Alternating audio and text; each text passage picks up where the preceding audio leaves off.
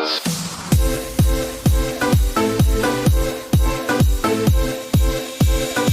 guys! Kumusta naman po kayo dyan? Welcome back to my channel. Ayan, as a first time mom, hindi po naging madali sa akin ang lahat.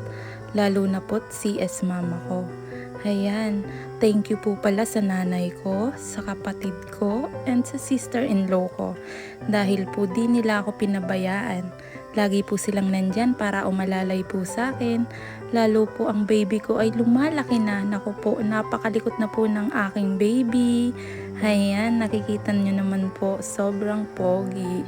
Sobrang pogi talaga. Naku guys, alam nyo naman, syempre anak ko yan. Ida-down ko ba? Pero hindi naman po sa pagmamayabang, nakikita nyo naman po siguro.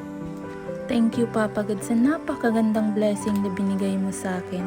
Ang mabigyan ng pagkakataong maging isang ina sa batang to na napaka-cute at napaka-bibo. Ang bilis lang po talaga guys ng mga araw. Akalain mo yon, mag-performance na kaagad ang aking baby.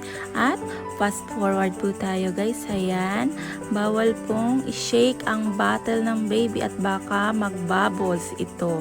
Kailangan lang pong paikot-ikutin lang po ito. Kagaya ng pagpapaikot sa inyo ng inyong mga jowa. Oops, bawal magalit guys. For the moment lang po muna pala kami guys ng aking baby. At ayan, tingnan nyo naman po ang harot-harot ng aking anak. Nakakatuwa po talaga kasi guys ang baby ko kasi para ang dami niya pong gustong ikwento sa akin at enjoy naman po ako sa aking anak. Sayang nga lang po guys kasi nasa malayo po ang tatay ng aking baby. Pero po kahit nasa malayo siya, never po siyang nag-fail iparamdam sa amin ang pagmamahal niya. And thank you sa papa ng baby ko kasi nagsasakripisyo siya para sa amin, para maibigay ang mga needs namin ng baby namin at para po sa kinabukasan namin mag-ina. Lagi ko lang pinipray kay Papa God na sana soon makumpleto na kami at hindi na magkakahiwa-hiwalay pa. Gusto ko din kasi guys ma-experience ni baby na lumaki siya na may tatay. Hindi yung puro nanay lang. Pero sa abot po guys na makakaya ko, ipaparamdam ko po sa anak namin na kahit wala ang papa niya, nasa malayo, walang kulang.